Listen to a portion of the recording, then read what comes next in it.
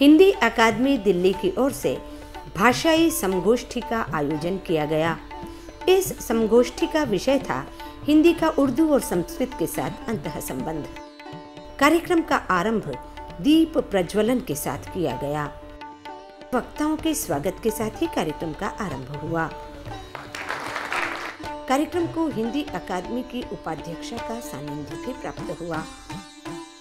कार्यक्रम का संचालन संस्कृत एवं हिंदी अकादमी के सचिव ने किया।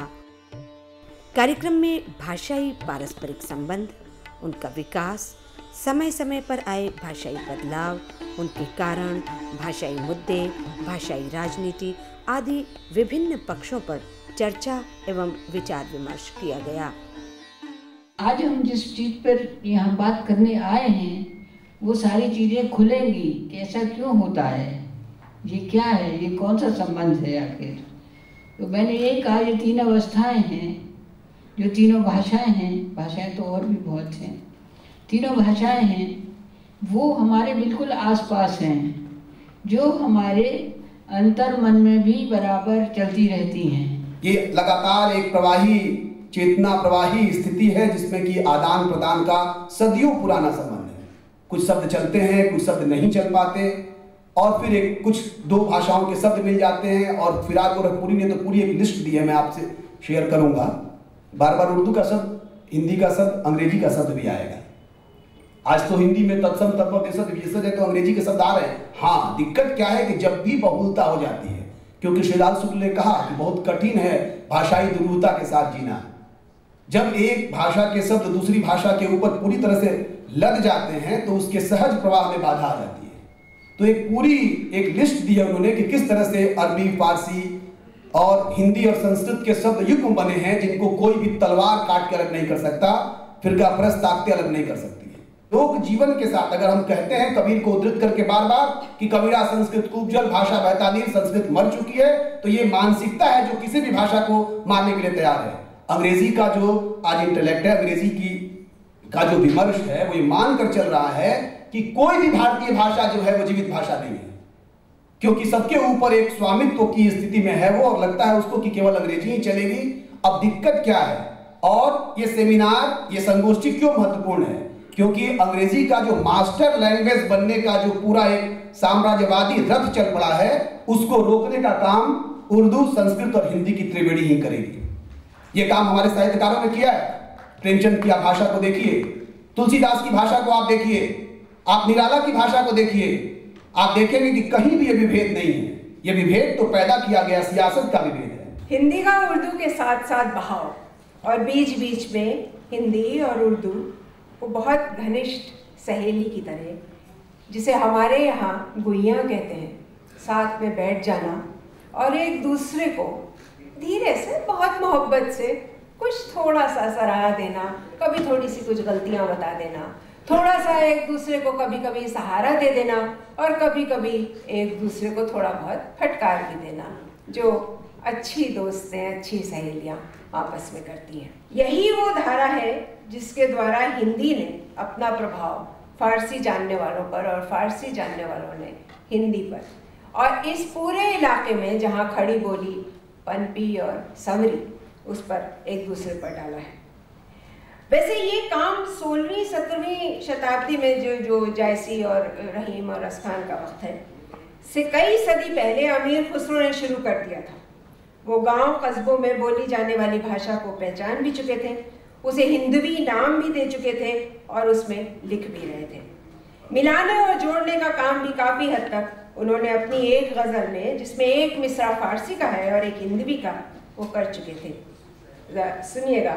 जिहाल मिस्की नकुन तगाफुल, दुराए नैना बनाए मतिया। शायद वो ये साबित करना चाह रहे थे कि सोच का बहाव भाषा बदलने से अटकता या रुकता नहीं है, और दोनों का एक से दूसरे में बह जाना स्वाभाविक भी है और ज़रूरी भी। हिंदी और उर्दू को अगर हम दो विपरीत दिशा में बहने वाली धाराएं माने तो एक बहुत बहुत बड़ी मुश्किल पेश आती है, और वो है मुहावरों और कहावतों की, उनकी उपज, उनकी बढ़त, फैलाव और सबसे बढ़कर उनका उपयोग। जब मुहावरों कहावतों की बात हो तो बोलियों की बात होना लाजमी है, क्योंकि बोलियों में ही वो रस और रंग है जो मुहावरों, कहावतों, लोकोक्तियों को जन्म देता है। हिंदी और उर्दू दोनों ही इसी भारत भूमि की भाषाएं हैं, दोनों भारत भूमि की संतति हैं, दोनों यहीं उत्पन्न हुई।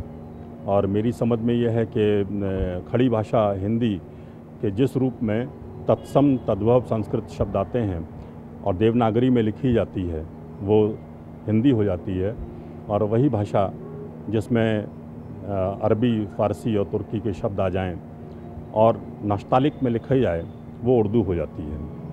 इन दोनों का परस्पर संबंध इतना प्रगाढ़ है कि दोनों ने एक दूसरे से बहुत कुछ लिया है। शब्द संपदा ली है, वाक्य विन्यास हिंदी का ही है जो उर्दू में इस्तेमाल होता है, क्रियापद हिंदी के उर्दू में इस्तेमाल होते हैं। इस तरह हम देखते हैं कि दोनों भाषाओं का अन्योन्याश्रित संबंध है और दोनों को अलग करके देखा नहीं जा सकता कुछ बातों को छोड़कर। और दोनों ने एक दूसरे को बहुत समृद्ध किया है, दोनों ने एक दूसरे से नई नई धुनियाँ ली हैं, जैसे का, गा, जा, ये जो धुनियाँ जो हिंदी में नहीं थी वो उर्दू ने हिंदी को दी हैं। इसी तरह उर्दू में खा, फा, छा ये धुनियाँ नहीं थी जो उन्होंने हिंदी से ली हैं। दोनों का संबंध मजबूत हो, दोनों एक दूसरे से आदान प्रदान करें, ये सामाजिक ताने बाने के लिए बहुत ज़रूरी है और भाषा के विकास के लिए बहुत ज़रूरी, क्योंकि कोई भी भाषा तभी विकसित हो सकती है जब दूसरी भाषाओं से कुछ सीखे और कुछ नया ले पाए। ये महत्वपूर्ण विषय है। ये तीनों ही भारत की भाषाएं हैं। जहाँ तक संस्कृत का संबंध है, संस्कृत तो 5000 वर्ष से भारत की भाषा है। सबसे पहले इसमें वैदिक वाङ्मय लिखा गया, फिर रामायण, महाभारत, पुराण इत्यादि। लेकिन लगभग 1000 साल से हिंदी भी भारतवर्ष की भाषा है, जिससे अनेक रूप होते रहे। पहले ब्रज भाषा, अवधी और फिर अब खड़ी बोली के रूप में।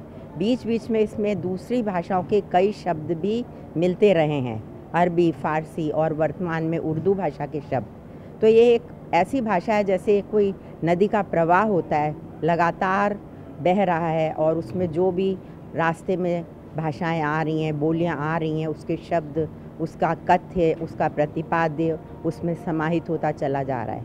तो इस प्रकार की एक अनवरत भाषा है, भारत की भाषा है, हिंदी भाषा है। और इसको हिंदुस्तानी भी कह देते हैं कभी कभी, जब इसमें बहुत सारे दूसरी भाषाओं के शब्द मिल जाते हैं। इस प्रकार से इसको राष्ट्रभाषा, राजभाषा, जनसंपर्क की भाषा, बोलचाल की भाषा और भी अनेक नामों से जाना जाता है। और हमारा भारत का एक विपुल साहित्य इसमें आज मिलता है, जो गद्य, पद्य, कविता, नाटक सभी रूपों में है। हिंदी और उर्दू और साथ साथ में संस्कृत, इन तीनों के परस्पर अंतः संबंधों को जानना बहुत ज़रूरी है, क्योंकि हमारे देश का जो भाषाई मानचित्र है बहुत जटिल है। हम एक बहुभाषी देश हैं और हमारी सांस्कृतिक बहुलता की रक्षा के लिए इन अंतः संबंधों की पहचान बहुत ज़रूरी है। सबसे पहली और बुनियादी बात यह है कि हिंदी और उर्दू का शब्द भंडार साझा है। आप 16वीं सदी से भी पहले 14वीं शताब्दी में अमीर खुसरो से लेकर और उसके बाद 16वीं 17वीं शताब्दी में वली दक्कनी और कुली कुतुब शाह की भाषा में जिस तरह से हिंदी और उर्दू परस्पर एक दूसरे में समाई हुई हैं, इससे हम अनुमान लगा सकते हैं कि ये दोनों भाषाएं अपने स्वभाव और प्रकृति में कितनी निकट है।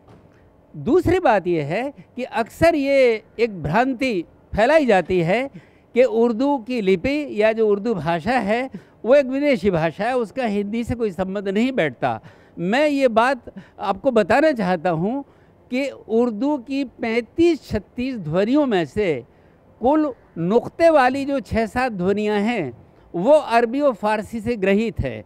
शेष सभी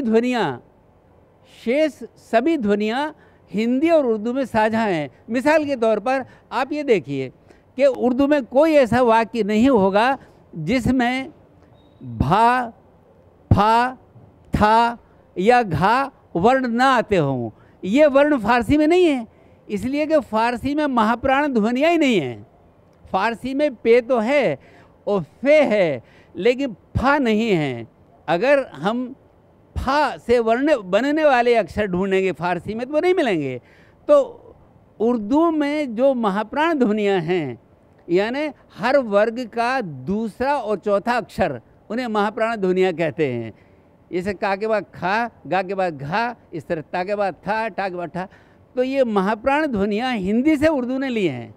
तो आप ये देखिए जो सघोष ध्वनियाँ हैं, सघोष ध्वनियाँ जैसे टा है तो फारसी में टा नहीं है, और इन सघोष ध्वनियों के जो महाप्राण रूप हैं जैसे ठा है, तो आप अनुमान कर सकते हैं कि उर्दू की जो वर्णमाला है उसमें हिंदी के अक्षर अधिक हैं, और तथाकथित जिसको आप फारसी या अरबी कहते हैं कि ये वहाँ से, ये भाषा वहाँ से अपना संबंध रखती है, ये धारणा और ये मान्यता एक भ्रांति पर आधारित है।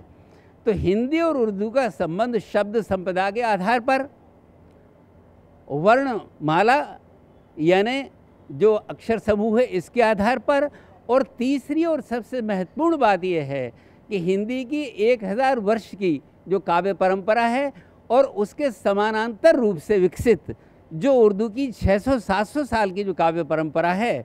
आप अमीर खुसरो का यहीं से ले लीजिए आप कि ज़ेहाल मिस्की मकुद तगाफुल दुराए नैना बनाए बतियाँ, यहाँ से आप ये देख सकते हैं कि किस तरह से एक ही वाक्य में, एक ही पंक्ति में दोनों भाषाओं के जो मुहावरे आ रहे हैं। अमीर खुसरो की मुकरियाँ या पहेलियाँ। तो अब दूसरी बात, अब मैं संस्कृत की भी आपसे अर्ज़ करना चाहता हूँ कि एक भ्रांति ये है कि संस्कृत और हिंदी का कोई संबंध नहीं बैठता। ये कहा जाता है कि भाई संस्कृत के बाद तो हिंदी और संस्कृत में दूरी तो बहुत ज़्यादा है। मैं ये निवेदन कर रहा हूँ कि आचार्य हजारी प्रसाद द्विवेदी का भारतीय साहित्य में ऐक्य की साधना, आप निबंध पढ़िए तो आप, अंतिम बात है, आप ये देखेंगे कि संपूर्ण हिंदी काव्य धारा का जो विकास है वो 2.5 ग्रंथों पर आधारित है। पहला रामायण, दूसरा महाभारत और आधे में कथा सरित सागर। इस तरह से यह अंतर संबंध भी सिद्ध होता है। एक विस्तृत ये विषय है, संक्षेप में इतना ही मैं निवेदन कर पाऊंगा। कार्यक्रम में हिंदी अकादमी द्वारा पुस्तकें भी अवलोकनार्थ प्रदर्शित की गईं।